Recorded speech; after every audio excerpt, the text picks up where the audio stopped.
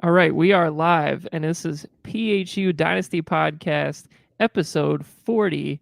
We are through the season, and we have a champion to crown, and it's Andrew Scavelli, the general manager of the Toronto Battle Axes. And I believe this is your first podcast appearance. Is that correct? First ever, yeah. Big fan of the program. I'm excited to be on with you tonight. it's not right that we're at episode 40 without having you on more than at least a few more times. I think Alex has probably been on 10 of these, so we got to get you on more often. But I appreciate obviously, it. a momentous occasion for the Battle Axe franchise, for the fan base, to win a championship here in 2022, taking down the almighty Dan as well, doing it in style. Maybe probably a little bit weird circumstances towards the end with the Week 17 drama, if you will. So it's definitely been eventful, but we'll get into all that here in a minute. We do have quite a bit of stuff to cover on this podcast tonight. We have a little bit of news. We have some announcements. We have some clerical, logistical stuff to kind of go over, and then we'll get into the deep dive on the champions. So without further ado, let's get this thing rolling. So we got Dynabook to talk about first. James did a great job running Dynabook all year. So kudos and thank you to James for doing that. Dynabook, I believe, took a little bit of a loss this year. I think they took I think James said maybe a $6 or $14 loss. I can't remember. The numbers are escaping me right now, but they're $22 above for 2 years net. So that's, I guess, positive for the Dynabook, the bookies, if you will, behind the scenes. But if you haven't paid out James on that yet, please do that. I think he sent out requests for that. So that's kind of our little back end stuff on Dynabook. Thanks again, James, for running that. And then we also have an announcement. We are doing a PHU Dynasty Hall of Fame. We talked about it a little bit via some of the discussions on the rule change discussion tab.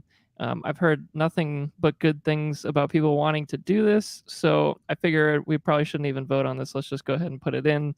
It'll give us something fun to do in the off season. So, so the stipulations of this basically are, you can each owner is available. You don't have to nominate anybody, but you can nominate somebody each year. But you can only nominate one. And that player has to be inactive or retired for 2 seasons. So, I mean, there are some players that go inactive for one reason or another and then come back like 2 years later. Chances are you're probably not nominating them anyway, because if they were out of the league for 2 years and come back, unless it's like Gronk, maybe we'll maybe let Gronk slide, or like guys like that where they can't make up their mind. But ideally, this is for players that, their playing days are done. And you kind of want to give them a shot to make it to the Hall of Fame. So we'll give each team one per year to nominate. And this will be basically, I would encourage people, and Scavelli, I think you probably might have some information on this too, but in the real NFL, is it teams or is it writers that kind of make a presentation, if you will, to the voting members? Is that how it works? Basically, to kind of try to get their guy in? I believe that there's a panel of about like 50 or so Hall of Fame writers or journalists in the media that are involved, and they kind of like, obviously a lot of them are tied to a certain team, so the team probably pitches them players and their feedback on a certain guy, and then they go into the boardroom and fight for that player. I know obviously it seems like Ira Kaufman is like the official Bucks Hall of Fame voter, and he's been like pounding the table for Rondé Barber the past few years. So it's kind of just, it seems like one of those like big kind of discussion panels where they all get a chance to make their case and then make a final vote. Okay, yeah. So knowing that, I think we should try to do something similar. I think I'll make a couple of tabs in our Discord. One of them will be like Hall of Fame discussion, where each team will be able to nominate their player and perhaps maybe offer some facts and some stats perhaps on why their guy should make it. Any information that you want to provide to maybe give your guy a better shot of making it in. But and then I'll make a separate tab for the actual Hall of Fame. So one of them will be discussion, one of them will be the actual thing. So be on the lookout for that. And I'm saying that nominations are going to be due the day after Valentine's Day on the 15th. So if you want to nominate somebody this year, that's going to be the deadline. And then after that, we'll do a Survey Monkey vote to see who actually gets in. And I'm going to say that we're going to need 8 to get in. I usually do 7 for like rule changes and stuff, but I feel like 8 is necessary probably to get somebody into, a prestigious category. There shouldn't be any sort of like, oh, he barely got in, kind of deal. Should be a reserved for only the best of the best. So I think that should work out pretty well. And then I'll announce those at a later date once the voting's concluded. So that's the PHU Dynasty Hall of Fame. I have a couple ideas who I'm going to nominate. Hopefully Scavelli's got a couple. I think now, especially, I have one in mind. He's already got one in mind. Look at that. He's ready to roll. I got a few, but I think one of them kind of stands out. So I'll probably make my post sooner than later, trying to get my guy in. So we'll see. All right, next we have 3 teams that are having logo updates. They're not not relocations. They're not we're not changing cities. There's no fan base is going to be upset. This is simply logo updates for 3 of the teams. Maybe just trying to modernize a little bit. I think some teams maybe we could have used an update, so I went ahead and made some and presented them to the teams, and they decided that they're going to go with it. So here we go. So the first one is the Muskegon Muskrats, getting a little bit of an update from their previous one. Maybe a nice energize, charging Muskrat this time. He's angry. He's got some San Diego Chargers old school vibes, perhaps. So he's got a nice little cattail as well there. So that's the new Muskrats logo. And let's go to the next one. And it is the Los Angeles Lambs getting a new clean, classic, a nice heritage look. The 3 stars representing the 3 championships. Maybe we'll have to add more as time goes on, but the Lambs, after their move from St. Louis to Los Angeles, never really got with the color scheming of the actual Rams. So I think this is a nice update for them, and it should look very nice on merchandise moving forward. And the last one is the chili cheese fries getting a update after. I think they had their original mascot / logo from 2011. They've never changed it. So this is a decade in the making. They get some cool looking fries, and that should round out those 3. So on the topic of the logos, I did want to make a post, or I was going to make a post about it, then I just figured I'd say it here, and then I'll probably make a post anyway. There are a number of teams in the league that I'm noticing in Sleeper that are not using like a transparent file. It's like a PNG file. And I noticed that Sleeper allowed for that, so that it kind of gives it more of like a clean look. So I noticed that it's myself, you, Scavelli, and Dan that have the transparent logos as of right now. The rest of the league does not. So yeah, I just noticed that halfway through the season and got that updated. I think they changed it like week 4 or something, like, because I noticed that mine wasn't, and then it was all of a sudden. So I was like, okay, that's kind of cool. But it makes it look nicer. It gives it a more professional look. So I'm going to send out everybody's cutout logo to them via Messenger, probably on Facebook. So if you have the time, whenever you have the time, if you could download that PNG file, and I think this is preferably on a laptop, because the laptop you're able to download the file and then resize it once you get into Sleeper. If you could download that and just replace your logo in Sleeper with the transparent one, I think it's going to look really cool. So if you could do that, that'd be great. Let's see what else we got here. All right, we're here. This is what we're here for. Toronto Battle Axes winning the championship. We're going to kind of start from the beginning of the season here. Scavelli, obviously you have the most insight on your own team, so I'm going to let you do a little bit of the legwork here, but I kind of broke it down in four to 5 game windows. Because I don't think everybody wants to go through each game. So let's go ahead and talk about the first 4 games. You started 3-1. I believe you started 3-0. I want to say, right? I can't remember exactly when that first loss was, but I know that I feel like I went at least 2-0.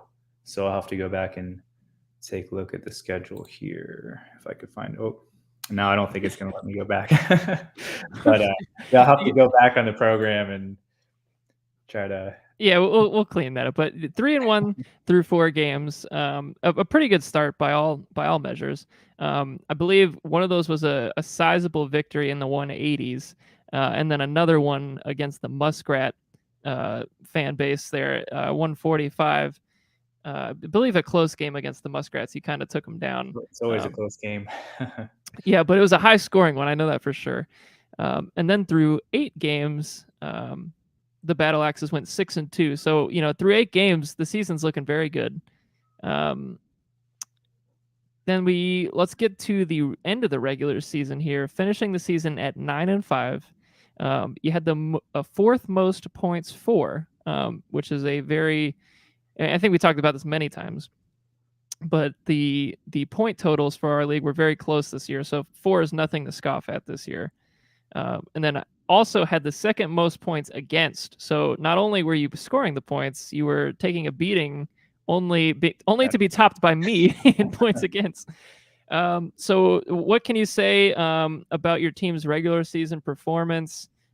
Maybe talk about some of the key guys that got you through it, depth-wise, anything like that. Well, obviously, as most of the other owners know, throughout the season, like my biggest concern was the quarterback position, and I was like so aggressively trying to, do whatever I could because I just knew that I, at least in my mind, I didn't quite have enough to put together a championship roster.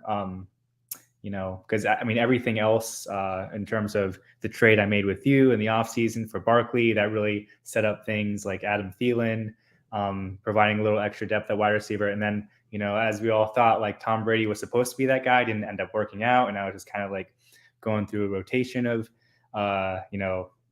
Russell Wilson, every once in a while, Rusty Wilson, as he kind of ended up playing into. He has some rough Wilsons this year. Yeah. And obviously, yeah, Zach Wilson too. Just, thankfully I didn't have to start him, but just, yeah, really, I thought that was going to be a difficult spot for me, but, Brady thankfully scored enough 20-point games to kind of, help to carry me there. And obviously, tight end as well. I kind of had like some hit and miss action there until George Kittle, finally when Brock Purdy came in towards the end of the season, he really broke out. And that was like a huge thing for my team. Obviously, Kittle finally getting those consistent 20-point weeks in there. But I thought that, I would have needed Jared Goff, which is why I made that trade at the end of the year to kind of bolster that position. And it kind of, he put up a heck of a week that I needed him, and it kind of helped me to get things rolling in that final game. Although Brady, of course, that was the week when he went off against Carolina, and it would have been like a 40-point performance from him. But thankfully, yeah, I was just so lucky that I wasn't bit too hard with the injury bug this year. Obviously, like last year, losing Henry and then, losing him, unfortunately, the championship week, I thought I was done after that. But aside from that, like, yeah, very thankful and fortunate with injuries and just like little tiny small trades here and there. I think for my final roster, I might have had like 10 to 12 total new players. So it's definitely like an influx of new talent and just little random things like the Jerick McKinnon pickup. Yeah. I was going to talk about. I think I'm going to skip ahead on the slides here real quick. Hold on one sec, because I got these key moves slides. Okay. So let's go ahead and do this. So, and I kind of have these like chronologically laid out, I guess, if you will. But these are some like trades and acquisitions, I should say, that kind of stood out to me as I was going through your team. First one being the trade with Dustin. Mike Williams in a second for Philip Lindsay in a second. Essentially, it was just a swap of Mike Williams and Philip That Lindsay. ended up working out. That worked out very nicely. I do believe that with that second round pick, you ended up trading down, and then Dustin took Kyler Murray. So it wasn't like well, it wasn't totally lopsided, but I'm not sure exactly what it ended up being. Oh, actually, that pick was Andy Isabella. Okay. but you didn't have it, so it wasn't your fault. So, and then the next one was obviously our big offseason trade Yes. with Barkley, Thielen, Brady for the 2 firsts. Obviously, without Brady, I mean, I would have had nothing this year at quarterback because Russell Wilson was, he might have put up like 3 25-point games the whole entire season, and 10, maybe like 15 or less games. So it was very, very fortunate that I was able to make that move with you, and Brady at least gave me something, out of that position. So something respectable. And I mean, I hate to call him a throw-in, but Brady would kind of at this point in his career is a bit of a throw-in. I mean, he's not going to pull a ton as far as trade value at his age, but he that's the kind of little things that on top of getting Barkley, which you could argue Barkley was worth 2 firsts by himself, but if you can get Thielen and Brady. It was one of those things with Barkley and Henry where like one of them would kind of have a down week, the other would step up. So it's just great to have 2 guys that at least, one of them was going to go off and win a week for me, it seemed. And then, thankfully my running back depth really carried my team the whole season. And, Samaje P. Ryan for a 4th. I think he might have. That was one of my favorite trades of the year. So, I love that trade so much. I think it's always fun when teams, trade away a 4th or a 3rd for kind of not a good, basically not a startable player most of the time, but like a week-to-week flyer. But Samaje, puts you in great positioning. He had a very nice stretch towards the end for sure. Yeah, he had a couple of games, I think over 15 points to get you a higher seeding in the playoffs, I think 1 week, and then the first week I think he helped you win. So that was huge. And then to go back a little bit in the timeline, you traded Evan Ingram, or you acquired Evan Ingram, a 3rd and a 4th for Jameis Winston and Hayden Hurst. Both of those players are pretty much non-usable. I mean, at this point, Winston didn't even play, and Hurst was like the whole year. So Ingram is he was a contributor. Hurst and Ingram are pretty interchangeable, but thankfully, it took Ingram a little while to get going, but thankfully towards the end of the year, he really stepped up, and he looked hot at the end. He'll be a pretty hot commodity in free agency if he doesn't stay with the Jags. So I'm excited about his potential for sure. Yeah, he loves contract years.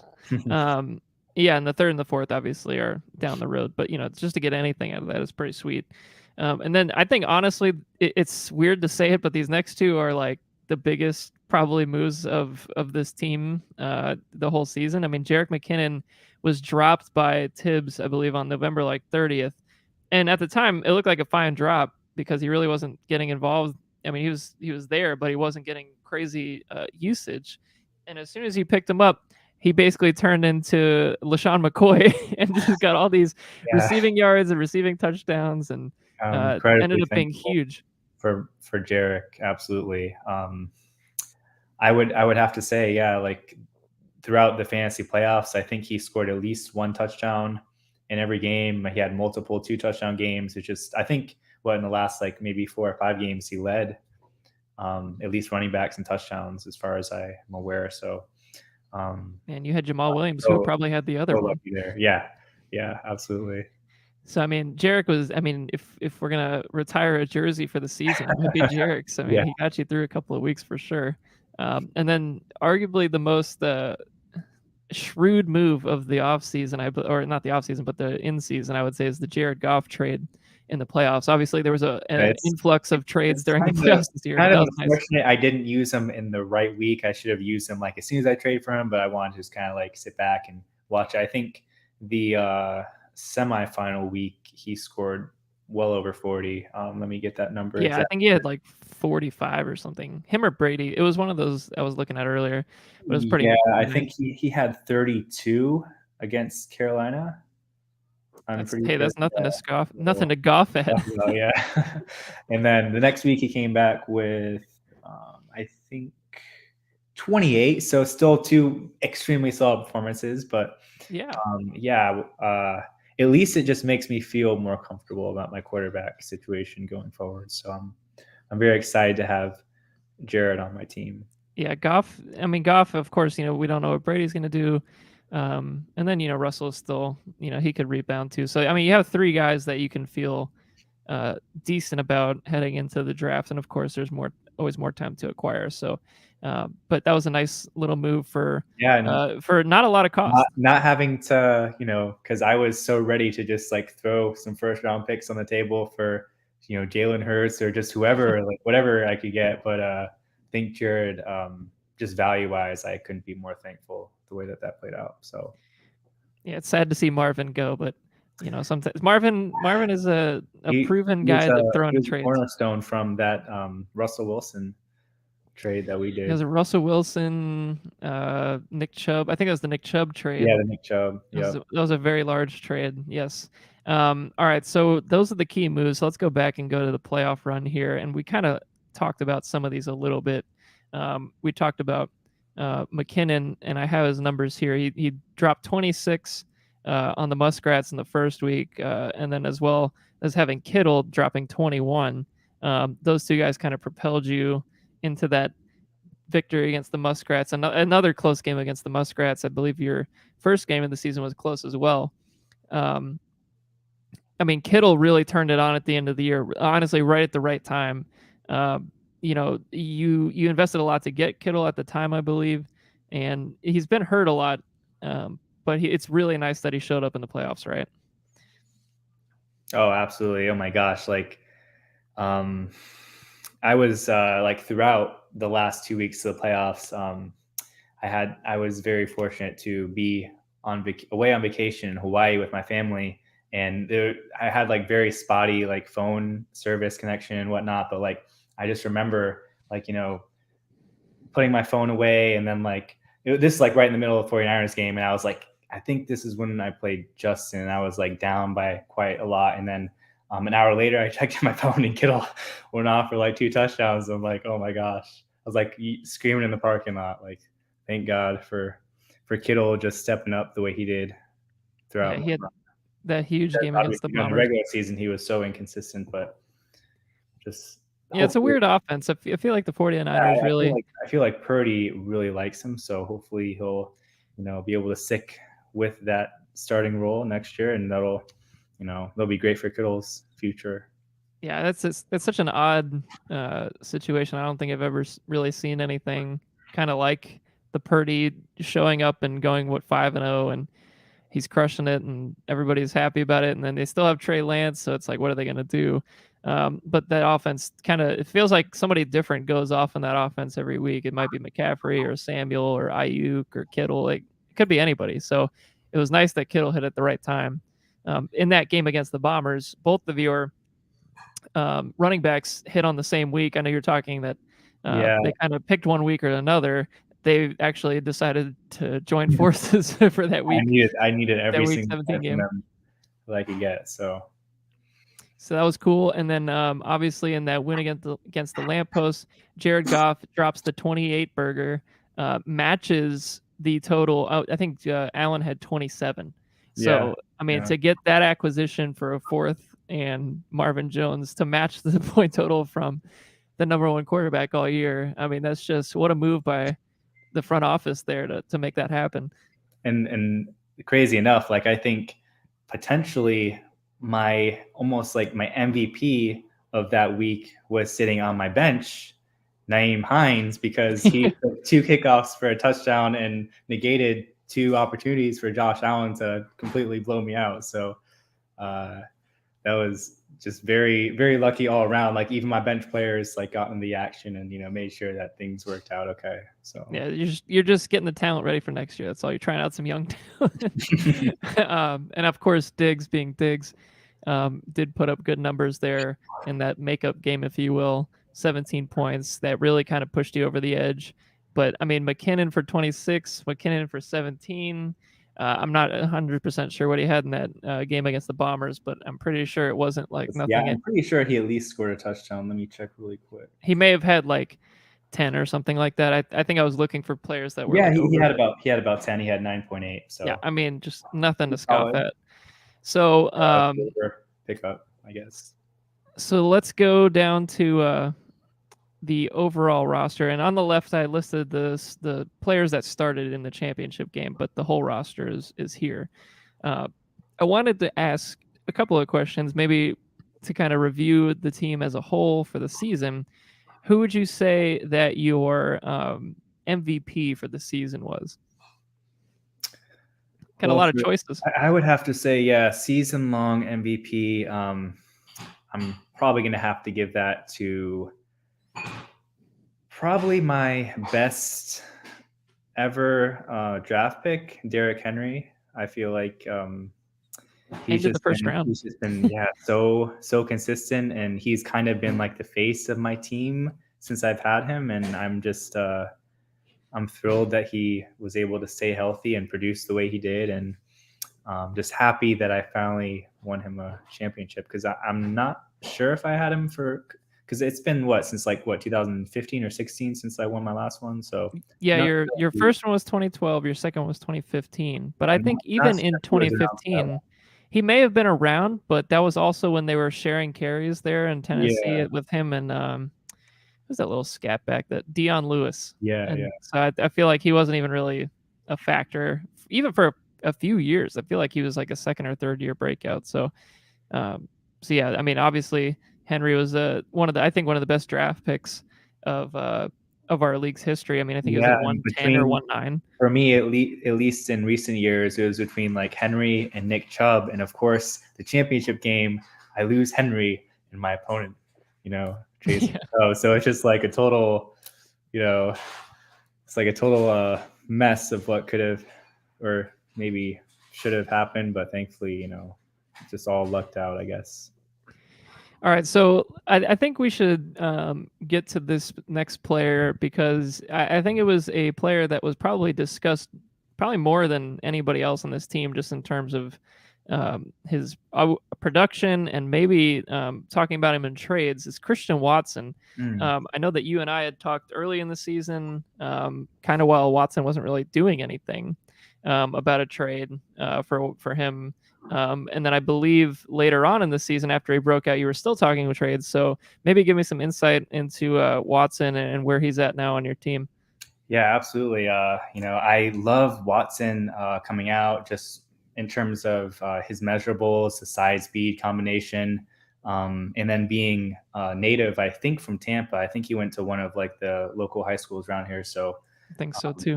I just really love that potential, and it was very unfortunate that he dealt with these nagging injury issues almost until midseason, where he was finally able to kind of start breaking out and flashing, or like showing those glimpses of potential that he had. And just like leading up to the championship game, obviously, Dan acquired Chubb, and I was just like, oh my gosh, I have to make a move to even have a chance to compete. And I ended up getting quite a few offers for Watson, and honestly, truly great offers, like for top 15 running backs that I was so close to making a move and pulling the trigger for.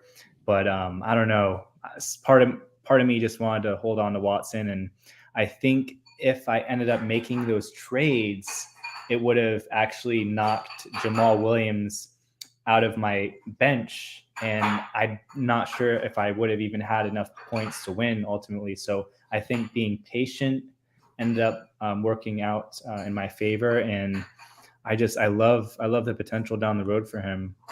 Obviously, he didn't really do much in the fantasy playoffs, because I think he also, like, one of the games he got injured and he was out after halftime, and I think the championship game he kind of I'm not sure what exactly the game flow was. I think they were playing the Vikings, and they got up so early that they really just didn't need to, throw the ball and be as aggressive with him. But it was so crazy being in Hawaii, and the NFL weekend kicked off at 8 in the morning. So I ended up for my championship game, I found a random like Packers bar all the way out in the middle of nowhere, and it was just kind of like sitting there and just watching all the action unfold, and just obviously seeing Christian Watson in that game, but obviously he didn't really do exactly what I thought he would. But at the same time, like I said, it was just I was kind of fortunate that I held on to him because I had, like I said, so many amazing trades on the table, and I was so close to pulling the trigger. And I don't know, but I guess it all worked out the way it was meant to. So Yeah, I mean, you still won the championship, and he's obviously a very young player with lots of potential. So it's definitely probably advantageous to hold on to him, even though you probably had good players on the table. yeah, Maybe and just the way that I think I was able to, and thankfully, like you were so helpful with the trade that we made with Barkley, but to be able to, technically trade 2 first-round picks for Barkley, but then to come back into the first round with my second round, it almost makes me feel like I didn't necessarily lose out on the first last year. So I'm hoping, he'll continue to live up to that. Yeah, I think even going back to that draft last year, a lot of people were all over the place on Watson. I think you could have asked some people in our league, where they would have ranked him, and they would have put him in the first round.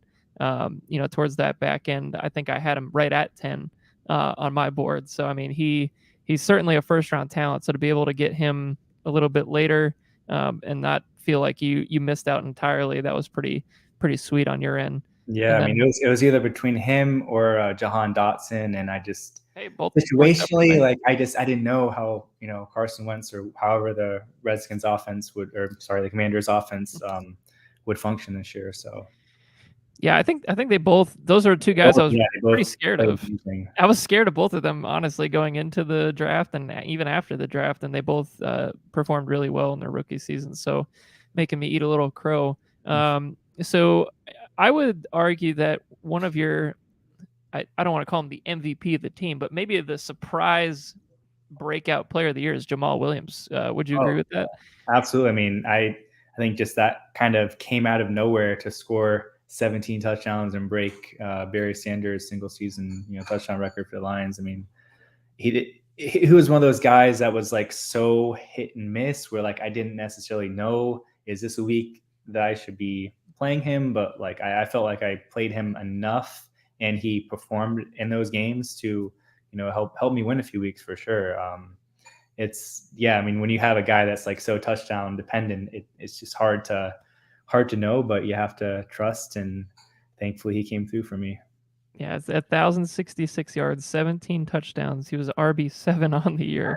It's pretty unbelievable from honestly a guy that probably most people wrote off because of DeAndre Swift finally being healthy. Turns out that Swift might just be like kind of a third down back at this point. Yeah, I did not expect that. And just, I mean, the whole Lions offense in general, just so impressive moving forward. Yeah, he was RB7 on the year, and I'm looking at his snap percentages, and I would say his average is probably like 35 to 40% of the snaps. So I mean, he did all that with not a whole lot of opportunity really. He averaged 4.07 yards a carry, so it's not great. But I would say half of his carries came on the goal line, so it's like pretty wild to get that kind of production. I'm looking through the rest of your team here. Some other players that kind of might be interesting to talk about. Allen Robinson, boy, what a disappointment. I bet Yeah, you were thinking he was going to be like wide receiver 3. yeah, as many of my receivers that flash potential. I mean, I had guys like Allen Robinson, and then I so wanted to solidify that position going into the season, so I may have prematurely given away picks for Landry and Gage, and they kind of they were up and down, didn't really contribute the way that I wanted to, but I was just trying to build my depth the best I could. And yeah, a lot of, even a guy like Adam Thielen, who he had some great weeks for me. It's just like you never really know with how inconsistent my wide receivers are. But yeah, Stephon Diggs, I'm just blessed that I at least had one that I could rely on. And Yeah. obviously Mike Williams for the most part was pretty reliable when he wasn't injured. So Yeah, I think if you look at some of the wide receivers that you were just talking about, those kind of like veteran type of wide receivers that you added with picks, other teams around the league kind of did similar things. I know that Sean kind of did similar things, trying to get Robert Woods and Kenny Galladay, and they also kind of had the same fate. So I can't remember the last time. gotta hope Odell, comes back at some Yeah, point. And he just I, kind of like, I I don't know feel like what's going on with I had a Odell. few guys that, were kind of just wasting or using roster spots. And I don't know. And I it's ended up tough having because to you cut a can't even few. put him on the IR because he's Yeah. like not available. He's just not even there. um, I'm trying to look to see if there's anybody else. Yeah, obviously, I thought in the tight end room, you have Kittle, but I Njoku, had a lot of surprises. Like Gerald Everett really he surprised me. was solid. Yeah, he was, and I know you like Gerald Everett. Yeah. Dating back years now, but all three of these backup tight ends are playable on a week to week basis, in my opinion. And when you have a guy like Kittle who's banged up a lot, that obviously paid off probably throughout the year. So I love the tight end depth that you built, and those guys are still kind of in their primes, if you will. So there should be plenty more years there. Um, I mean, we've kind of talked about some of these guys already, but who do you think would be your biggest bust from this squad as a Hmm. total, like guy that maybe disappointed you the most based on what you were expecting? I mean, in terms of disappointment, I was probably the only guy that I kind of gave a nickname to, Russell Wilson. I, essentially traded Nick Chubb for him, and I was expecting him to be my quarterback of the future and, put up, you know, 30 points a week and, thrive in that Broncos offense. So I would have to say that I was the most disappointed from him. Guys like Allen Robinson, I think because I'm pretty sure he had a down year last year. Like, it would have been nice if he rebounded, but like I didn't have like the highest expectations in the world for him.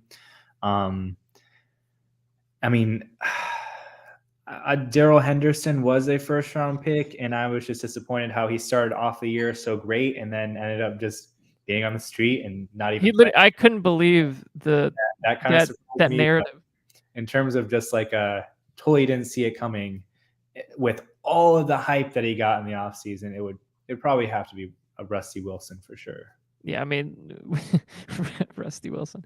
Yeah, Russell. I can't think of a bigger free agent. That's not even a free agent. It was like a bigger quarterback letdown, really, than Yeah. this season for the Broncos. So, all right, Scavelli, that kind of wraps up my, I guess, questions. I guess my last question, and we'll leave it on this one, is, how do you view this team moving forward? You don't have a ton of picks. You do have picks, I believe. Let me go quickly scroll down here. You have a 23 fourth this year, 4.3. You have a second and a fourth next year. And you do have your first in 25 with a couple of thirds. So it's not a super stockpile chest of picks, but you got some stuff. So how are you viewing this team heading into next year? Do you think you're going to have a pretty good shot to contend again next year? Or are you going to retool? What's the plans? Well, I feel like I'm definitely in win now mode. I was, very shocked that my team went all the way this year. Like I didn't think, I mean, I thought we were maybe a quarterback away, like I said, but that ended up kind of working out. And I feel like I have enough depth at most positions to maybe, continue to use those draft picks to, build depth or, I've always, in my mind, I want to try to keep them and build through the draft. I always end up just getting, impatient and just kind of like, throwing them out for some new toys every once in a while. But Get a I Smash feel AP like, Ryan every once in a while. yeah, yeah, you have to get a new toy every once in a while. But I feel like, the running backs are there, Barkley and Henry, and hopefully Aaron Jones could keep going for a few more years. And Odell Beckham, maybe he'll come back strong next year. And I feel like I have all the pieces. Maybe I could get a little stronger, still at wide receiver and maybe even quarterback. But I feel like I'm hoping to continue to be in the mix for the next 2 years or 2 3 years. I would say that this is kind of like my window right now. So I want to try to maximize that. And I know like every year, you never know with injuries and a lot of luck is involved, but hopefully that'll continue to be on my side. Yeah, I mean, I would say the grand majority of your players, at least the core players, are all kind of in that 26 to 30 range, and that truly is their prime. So I would definitely agree. This is one of the teams as you go into next year that should, and I feel like most people are gonna, consider Dan's team still the best as far as on paper, Absolutely. but it should definitely be one to contend with that. That's for sure. Yeah, I mean, as long as I could keep, fighting for a playoff spot every year, once you get in, really anything could happen. You never Sure know. can, sure So can. It's that's happened all. before, and it'll happen again. Yep. So you just have to, and our league is just so incredibly deep too. Like so many, I mean, I could easily see Vince's team bounce back next year, and even like I don't know, before Dustin went in a total rebuild mode. Like I thought he could have, with injuries and stuff, he could have, maybe been a little closer. But I just feel like, and obviously Adam's team, with all the wide receiver influx of talent that he has, he might be a year away from like being right in the playoff mix too. I think he's going to be a problem in a couple of years. He's got good players. Yeah. Yeah, absolutely. So like, I just got to hope I could maximize whatever this window is until those other up and coming rebuilding teams, take all the young talent, and I'm up here with all, a bunch of old, like, 35-year-olds, and I'm kind of, having to rebuild. I mean, I feel like I haven't quite gotten to that rebuild yet. It's always been like the retools, and trying to be competitive every year, but maybe that'll come at some point. We'll see. But for now, I'm happy with where I'm at. I think you're in a good spot. Well, thank you, Scavelli, for hopping on. Obviously, we talked about this being your first one. Hopefully, this is not the last. We'll have you on again for sure. Maybe we'll have you on again around draft time to talk about some of the new draft prospects. The 1 4th round pick. Yeah, I think like so. It's funny because I have to like strategically plan who talks about the draft because it's like I need to find guys that don't have a lot of picks, so at least they can give their opinions without worrying about their intel being given away, I guess. So yeah, thank you for hopping on. Thank you. And we will see y'all next time here on the PHU Dynasty podcast.